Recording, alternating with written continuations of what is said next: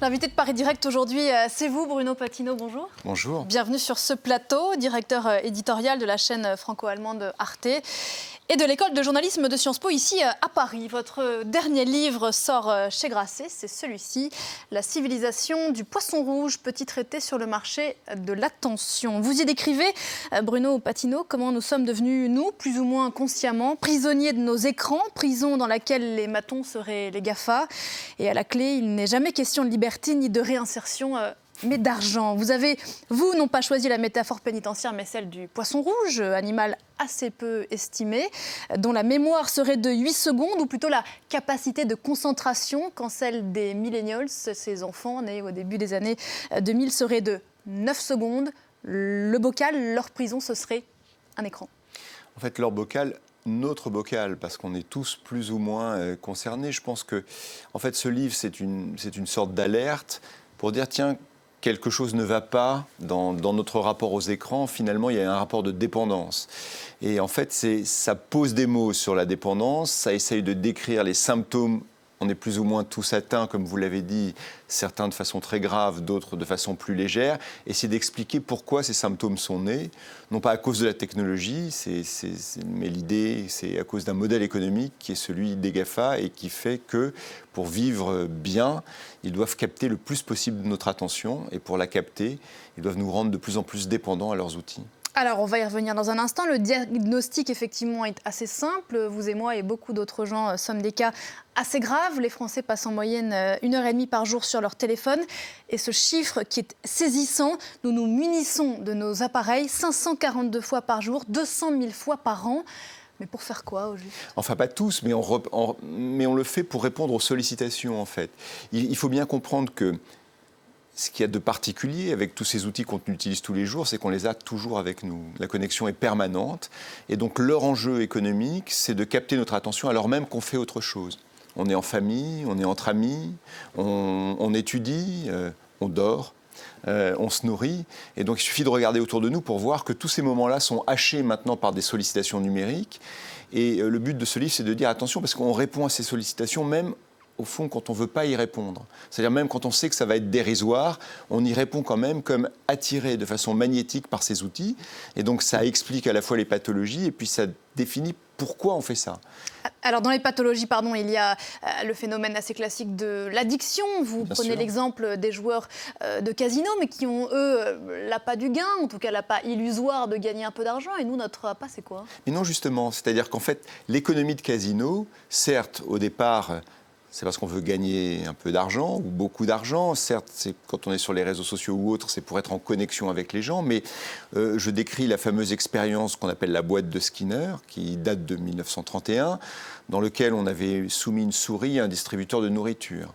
Quand la nourriture tombe de façon automatique, la souris devient maîtresse de l'outil et ne l'utilise que quand elle a faim. En revanche, c'est le mécanisme de récompense aléatoire. Quand de temps en temps il y a de la nourriture, de temps en temps il n'en tombe pas, alors c'est le mécanisme qui devient maître de la souris. Et la souris appuie tout le temps sur le bouton, même quand elle est rassasiée. C'est le principe même de la machine à sous qui de temps en temps vous fait gagner, rarement, de temps en temps ne vous fait pas gagner. Et parce que cette incertitude est là, ça fait naître chez vous une dépendance. Eh bien, les plateformes, les outils, c'est exactement la même chose. Sur Facebook, de temps en temps, c'est parfait, de temps en temps, c'est totalement dérisoire. Sur Tinder, si on prend ce site de rencontre, de temps en temps, ça vous correspond, de temps en temps, ça ne vous correspond pas. Et ce mécanisme-là vise à une seule chose, c'est vous faire passer le plus de temps possible sur ces plateformes-là.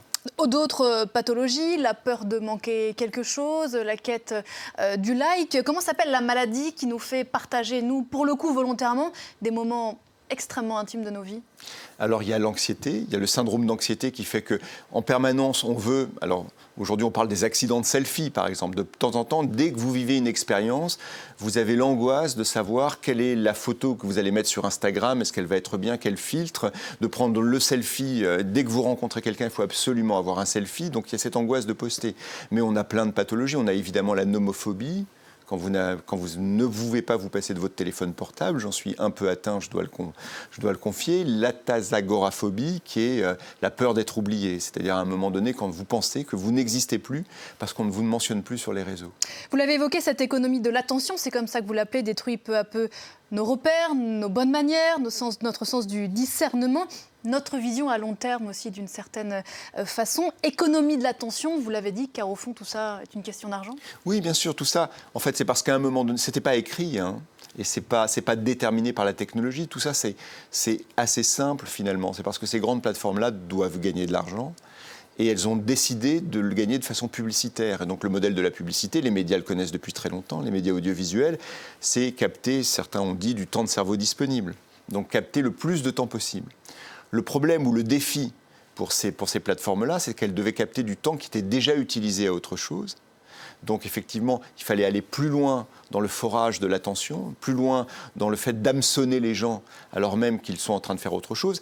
Et le problème pour nous, c'est qu'ils sont beaucoup plus efficaces que les médias classiques parce que comme ils sont soutenus par les données personnelles, ils n'essayent pas de capter l'attention d'une grande masse de personnes en même temps, ce qui est toujours plus ou moins aléatoire et plus ou moins imparfait, mais d'un individu donné avec ses goûts, ses émotions et son historique donné. Ça n'était pas écrit, dites-vous, car le projet peut-être des utopistes qui ont créé Internet et puis toutes ces déclinaisons, c'était le rêve d'un accès universel à la connaissance. Mais ce rêve, il demeure. C'est-à-dire que l'utopie numérique, au départ, c'est effectivement dire que partager la connaissance, partager l'information, mais partager même, on va dire, la réflexion.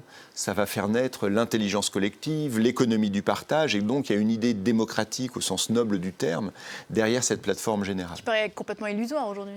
Elle ne paraît pas illusoire, elle paraît, on va dire, singulièrement minoritaire, c'est-à-dire qu'à un moment donné, l'économie s'est invitée, et une certaine économie s'est invitée. Mais on n'aurait pas pu y penser avant ? Peut-être qu'on aurait pu y penser avant. Aujourd'hui, vous avez des penseurs, notamment aux États-Unis, qui disent qu'on a donné beaucoup de pouvoir à des ingénieurs qui finalement ne voulaient que construire des solutions technologiques à des problèmes de tous les jours. Trouver une information, vous mettre en connexion de services, et on n'a pas pensé aux conséquences. Personnellement, je suis moins pessimiste que ce que vous avez l'air de penser, parce que je crois que quand on vivra, ou plutôt quand on regardera rétrospectivement l'époque qu'on vit aujourd'hui, on se dira c'était économiquement l'époque du numérique sauvage. Il a été plus ou moins régulé et restreint.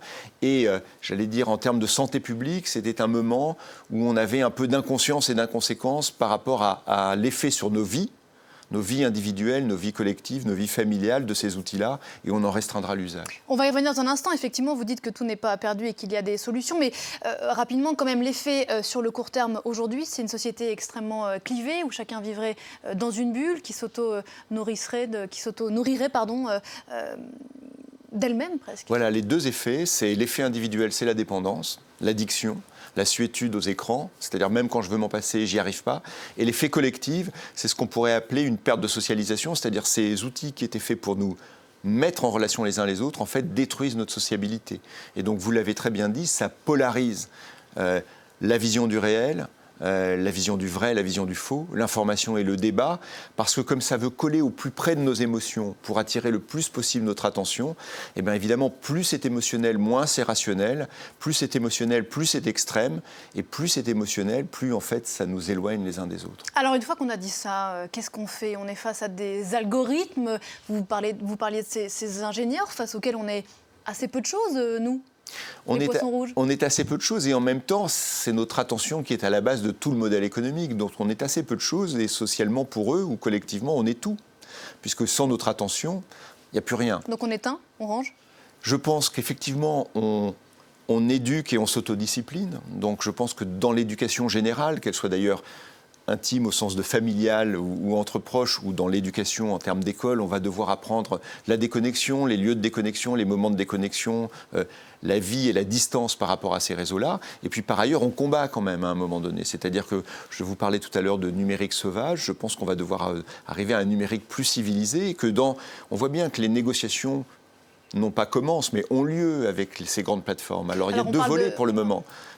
On parle d'impôts, c'est bien. On parle de sécurité des données, c'est bien. Il y a un troisième volet que j'essaye de pousser très modestement avec ce petit livre, c'est l'impact sur nos vies individuelles et collectives. C'est-à-dire que là, restreindre, j'allais dire, la puissance de l'économie de l'attention, ou plutôt restreindre son utilisation forcenée aujourd'hui et totalement débridée, pour effectivement à la fois préserver un peu notre santé individuelle, mentale évidemment, et puis aussi préserver quand même la qualité de nos rapports sociaux. Ça n'est pas un vœu pieux. Emmanuel Macron va recevoir, je crois, dans quelques jours, Mark Zuckerberg, le patron de Facebook, qui multiplie d'ailleurs ces derniers mois les espèces de promesses de contrition. Mais encore une fois, dire quoi à Facebook en tout cas, surveiller les contenus Non, ça ne se fera pas de façon automatique. Ça se fera d'autant moins de façon automatique que quand vous voyez un peu ce qu'ouvre comme débat Mark Zuckerberg ou Sheryl Sandberg, qui est la numéro 2 de Facebook, ils disent toujours, bon, la sécurité des données, bien sûr, ils y ont eux-mêmes intérêt, parce que si même leurs annonceurs ne se sentent plus en sécurité sur cette plateforme-là, ça n'ira pas. Ils disent, bon, les impôts, non, mais discutons. Le troisième volet, parce que c'est la base de leur modèle économique, ils n'en parlent jamais. Et d'ailleurs, aujourd'hui, on parle de Facebook, on pourrait parler de beaucoup d'autres plateformes. Aujourd'hui, évidemment, ils sont critiqués. Vous mentionnez la rencontre avec le président de la République qui aura lieu vendredi, je crois, en France. Mais en réalité, ils n'ont jamais fait autant de recettes publicitaires. C'est-à-dire qu'ils annoncent... Donc quel intérêt aurait-il à... Ils n'en ont pas. Mais en même temps, je veux dire, le représentant de la collectivité, à un moment donné, que ce soit l'État, les associations d'utilisateurs, ce que j'appelle les repentis de la Silicon Valley, les groupes d'utilisateurs, ont tout le pouvoir, en fait. Parce qu'encore une fois, c'est notre attention qui détermine leur chiffre d'affaires. Donc moi, je crois que ça ne se fera pas automatiquement. Je n'attends pas, comme la météo, qu'il pleuve ou qu'il fasse soleil après un moment un peu compliqué, mais je pense que le moment est venu pour une mobilisation collective et sociale. Et d'un mot, juste une proposition qui a évidemment résonné dans ma tête. Le média, quel service public, dites-vous, doit participer à ce mouvement en proposant des contenus qui ne seraient pas sollicitants, mais reposants? Oui, je crois, si vous voulez, que aujourd'hui... ce dont les gens, c'est assez bizarre d'ailleurs, mais ce dont nous manquons plus, c'est notre temps. Parce que notre temps est un objet qui est, qui essaye d'être conquis par une concurrence acharnée pour le conquérir.